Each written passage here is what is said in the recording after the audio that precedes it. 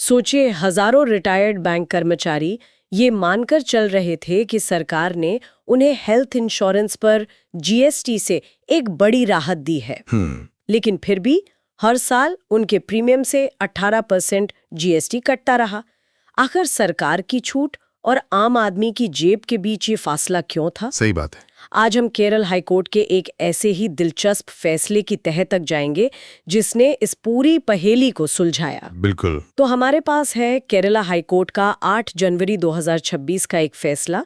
मामला है बैंक के रिटायर्ड कर्मचारियों का, जिन्हें लग रहा था कि उनसे उनकी हेल्थ इंश्योरेंस पॉलिसी पर गलत तरीके से जीएसटी वसूला जा रहा है। हाँ, और इसीलिए उन्होंने सीधे हाईकोर्ट का दरवाजा खटखटाया। तो आज हम इसी केस को परत दर परत समझने की कोशिश करेंगे कि दलीलें क्या थीं और आखिर में कोर्ट ने क्या फैसला सुनाया। बिल्कुल। और ये केस सतह पर जितना सीधा लगता है, अंदर से उतना ही पेचीदा है। ये एक सरकारी नोटिफिकेशन और उसकी व्याख्या का मतलब एक क्लासिक मामला है। अच्छा। मुद्दा सिर्फ इन बैंक कर्मचारियों का नहीं है, बल्कि ये इस बात से जुड़ा है कि कानून में लिखे गए शब्दों का मतलब कैसे निकाला जाता है। मतलब शब्दशः या उसके पीछे की भावना को समझकर। एग्जैक्टली।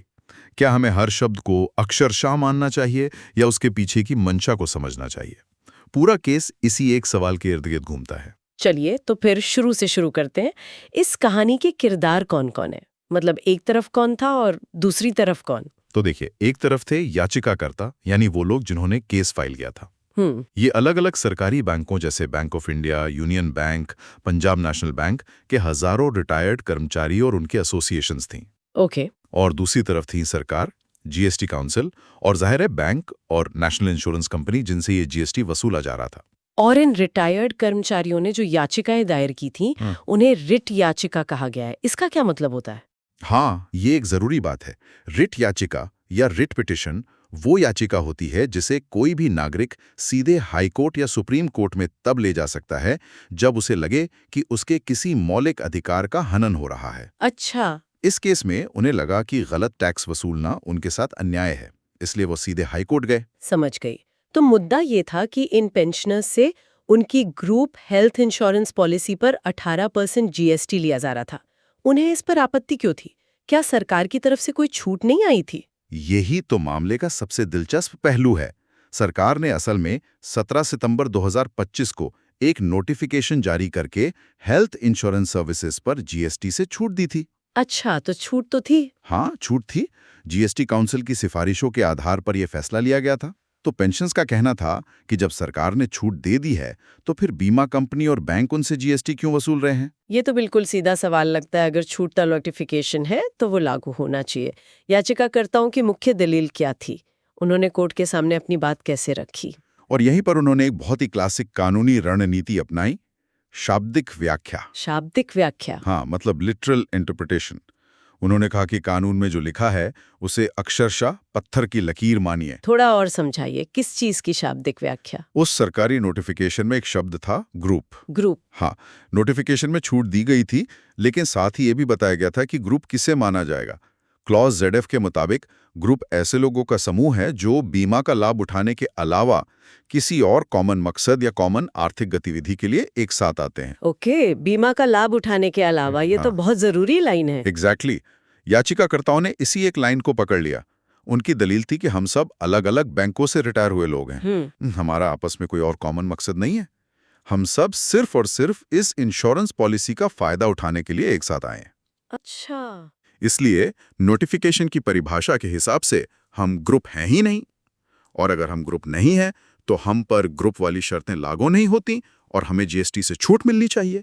एक मिनट, ये दलील तो सुनने में काफी मजबूत लगती है। लगती है बिल्कुल। अगर कानून में साफ साफ लिखा है कि ग्रुप वो है जो बीमा के अलावा किसी और मकसद से बना हो, और ये लोग कह रहे हैं कि हमारा कोई और मकसद है ही नहीं, तो फिर बात तो सही है। इसमें गलत क्या है? देखने में ये दलील बिल्कुल सही लगती है और यही कानूनी दांवपेंच का मजा है। लेकिन जब सरकार और बीमा कंपनी की बारी आई तो उन्होंने तस्वीर का दूसरा रुख पेश किया। उन्होंने कहा कि आप सिर्फ एक लाइन को पकड़कर पूरे मामले का फैसला नहीं कर सकते। आपको कानून बनाने वालों की मंशा, उसका पूरा कॉन्टेक्स्ट और उससे जुड़े दूसरे नियमों को भी देखना होगा। वाली परिभाषा को कैसे काटा? उनका सबसे पहला और सबसे मजबूत तर्क था जीएसटी काउंसिल की मंशा। मंशा। हाँ, यानी नियत, इंटेंशन। उन्होंने कोर्ट को 56वीं जीएसटी काउंसिल की मीटिंग के मिनट्स दिखाए, जहां इस छूट का फैसला हुआ था। ओके। उन दस्तावेजों में साफ साफ लिखा था कि इस छूट का मकसद आम आदमी के लिए व्यक्तिगत स्वास्थ्य बीमा पॉलिसियों यानी इंडिविजुअल हेल्थ इंश्योरेंस पॉलिसीज को सस्ता बनाना है। वहां ग्रुप पॉलिसी का दूर दूर तक कोई जिक्र नहीं था। अच्छा, तो मतलब ये छूट कभी ग्रुप पॉलिसी के लिए सोची ही नहीं गई थी, ये सिर्फ इंडिविजुअल या फैमिली फ्लोटर पॉलिसीज लेने वालों के लिए थी। बिल्कुल, और सरकार की ये मंशा सिर्फ मीटिंग के कागजों में नहीं थी, बल्कि उन्होंने इसे नोटिफिकेशन में भी डाला था। वो कैसे? शायद उन्हें अंदाजा था कि ग्रुप शब्द को लेकर कंफ्यूजन हो सकता है, इसलिए नोटिफिकेशन में ही एक स्पष्टीकरण यानी क्लैरिफिकेशन डाल दिया गया था। एक क्लैरिफिकेशन, उसमें क्या लिखा था? उसमें साफ लिखा था कि शंकाओं को दूर करने के लिए यह स्पष्ट किया जाता है कि यह छूट ऐसे बीमा अनुबंध पर लागू होगी जहां बीमित व्यक्ति एक व्यक्ति या उक्त व्यक्ति और उसका परिवार हो। ओह! इस एक लाइन ने एक तरह से ग्रुप पॉलिसीज के लिए दरवाजा बंद कर दिया।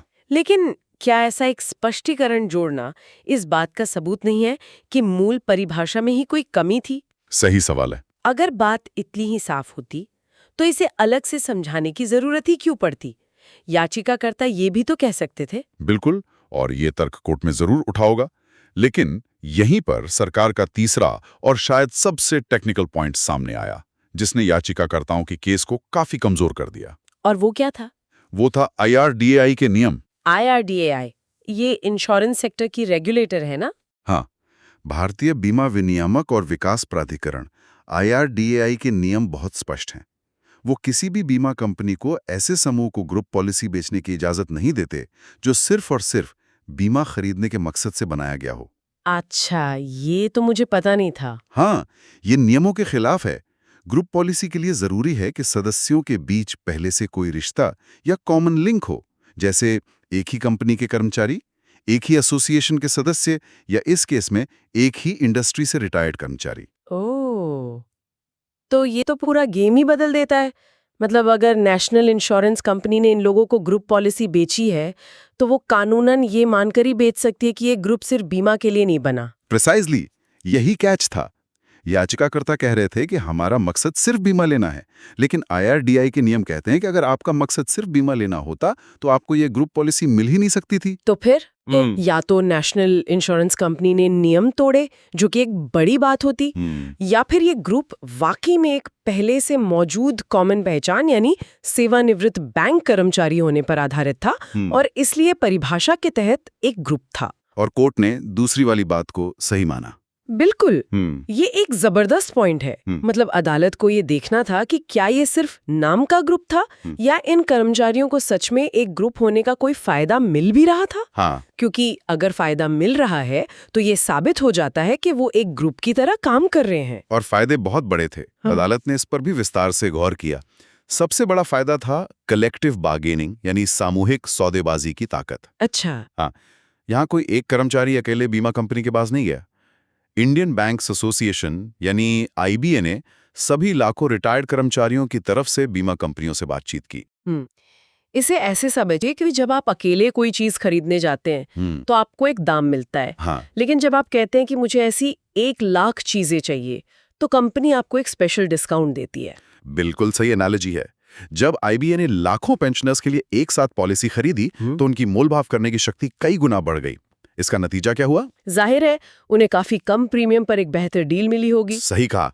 ग्रुप पॉलिसी का प्रीमियम लगभग हमेशा एक वैसी ही इंडिविजुअल पॉलिसी से काफी कम होता है, क्योंकि रिस्क बहुत सारे लोगों में बढ़ जाता है। लेकिन फायदे सिर्फ पैसों तक सीमित नहीं थे। यहाँ हेल्थ बेनिफिट्स भी बहुत अहम थे। जैसे कि मेरा मतलब एक रिटायर्ड व्यक्ति के लिए सबसे बड़ी चिंता क्या होती है हेल्थ इंश्योरेंस लेते समय? सबसे बड़ी चिंता होती है मेडिकल जांच। हाँ। ज्यादा उम्र में अगर आप इंडिविजुअल पॉलिसी लेने जाएं तो कंपनी आपसे दर्जनों मेडिकल टेस्ट करवाती है और उसके बाद भी पॉलिसी देने से मना कर सकती है। लेकिन इस ग्रुप पॉलिसी में ज्यादातर कर्मचारियों को बिना किसी मेडिकल जांच के कवर मिल गया। ये एक बहुत बड़ी राहत है। और पहले से मौजूद बीमारियों का क्या? जो बीमारियां पॉलिसी लेने से पहले से ही हों? वो भी एक बड़ा फायदा था। ग्रुप पॉलिसी में अक्सर पहले से मौजूद बीमारियों को पहले दिन से कवर किया जाता है या फिर बहुत कम वेटिंग पीरियड होता है। जबकि इंडिविजुअल पॉलिसी में तो सालों इंतजार करना पड़ता है। हाँ, उसमें आपको 2 से 4 साल तक इंतजार करना पड़ सकता है। तो इन पेंशनर्स को कम प्रीमियम, बिना मेडिकल जांच के कवर और पुरानी बीमारियों पर कवरेज जैसे ठोस फायदे मिल रहे थे जो उन्हें अकेले कभी नहीं मिलते। तो साफ है कि ये सिर्फ नाम का ग्रुप नहीं था, उन्हें एक ग्रुप के तौर पर पॉलिसी लेने के ठोस आर्थिक और स्वास्थ्य संबंधी लाभ मिल रहे थे। हाँ, वो एक ग्रुप की तरह ही व्यवहार कर रहे थे। बिल्कुल। निश्चित रूप से। और इन सभी पहलुओं को ध्यान में रखते हुए अदालत इस नतीजे पर पहुंची कि याचिकाकर्ताओं द्वारा ली गई पॉलिसी हर परिभाषा से एक ग्रुप बीमा पॉलिसी है। वो एक कॉमन पहचान यानी रिटायर्ड बैंक कर्मचारी होने के आधार पर बने थे और सामूहिक रूप से लाभ उठा रहे थे। इसलिए उनकी ये दलील कि वो ग्रुप नहीं है टिक नहीं सकी। तो इन सभी दलीलों, सबूतों और कानूनी व्याख्याओं के बाद जब एक तरफ कानून के शब्द थे और दूसरी तरफ कानून की मंशा और जमीनी हकीकत, तो केरला उच्च न्यायालय के जस्टिस जियाद रहमान AA ने आखिरकार क्या फैसला सुनाया? अदालत ने सभी रिट याचिकाओं को खारिज कर दिया। मतलब रिटायर्ड कर्मचारियों की हार हुई। हाँ, अदालत ने अपने फैसले में साफ कहा कि 17 सितंबर 2025 के नोटिफिकेशन से मिली GST छूट केवल और केवल व्यक्तिगत स्वास्थ्य बीमा पॉलिसियों पर लागू होती है, सिर्फ इंडिविजुअल पॉलिसीज पर। हाँ, ये उन ग्रुप बीमा पॉलिसियों पर लागू नहीं होती जो इंडियन बैंक्स एसोसिएशन और बीमा कंपनी के बीच सामूहिक सौदेबाजी के जरिए ली गई हैं। इसलिए याचिकाकर्ताओं को अपनी पॉलिसी के प्रीमियम पर GST का भुगतान करना होगा। तो इस पूरे मामले से सबसे बड़ा सबक क्या मिलता है? मतलब what's the key takeaway? मेरे हिसाब से सबसे बड़ा सबक ये है कि कानून की व्याख्या किसी एक शब्द या एक लाइन को पकड़कर नहीं की जा सकती। आपको पूरी तस्वीर देखनी होती है। कानून क्यों बनाया गया, यानी उसकी मंशा, उसमें क्या लिखा है, यानी उसका टेक्स्ट, और वो दूसरे नियमों जैसे IRDAI के रूल्स के साथ कैसे काम करता है। सही बात है। याचिकाकर्ताओं ने टेक्स्ट पर फोकस किया, जबकि अदालत ने मंशा और कॉन्टेक्स्ट को मिलाकर फैसला सुनाया। ये दिखाता है कि स्पिरिट ऑफ द लॉ अक्सर लेटर ऑफ द लॉ पर भारी पड़ता है। ये मामला वाकई एक जरूरी सवाल सोचने पे भी मजबूर करता है। जब सरकार आम आदमी को फायदा पहुंचाने के लिए कोई छूट या योजना लाती है, तो अक्सर उसकी कानूनी भाषा इतनी जटिल और पेचीदा क्यों होती है? सही बात है। ये नियमों का जाल कई बार उस फायदे को असल में सही लोगों तक पहुंचने ही नहीं देता। बिल्कुल। अगर नोटिफिकेशन की भाषा शुरू से ही एकदम साफ होती और इंडिविजुअल पॉलिसी शब्द का इस्तेमाल किया गया होता, तो शायद ये पूरा विवाद खड़ा ही नहीं होता। निश्चित रूप से। हजारों पेंशनर्स को सालों तक कोर्ट के चक्कर नहीं काटने पड़ते और न ही सरकार को मुकदमेबाजी में उलझना पड़ता। तो यहाँ हमारे श्रोताओं के लिए सोचने वाली बात यह है, क्या कानूनों और सरकारी अधिसूचनाओं को और सरल आम बोलचाल की भाषा में नहीं लिखा जाना चाहिए, ताकि उनकी व्याख्या को लेकर ऐसे विवाद पैदा ही ना हो? क्या ईज ऑफ डूइंग बिजनेस की तरह ईज ऑफ अंडरस्टैंडिंग लॉ भी एक लक्ष्य नहीं होना चाहिए? ये एक बहुत ही जरूरी सवाल है जिस पर हमारे नीति निर्माताओं को जरूर सोचना चाहिए। आज के लिए बस इतना ही। अगली बार फिर मिलेंगे एक और विषय की गहराई में उतरने के लिए।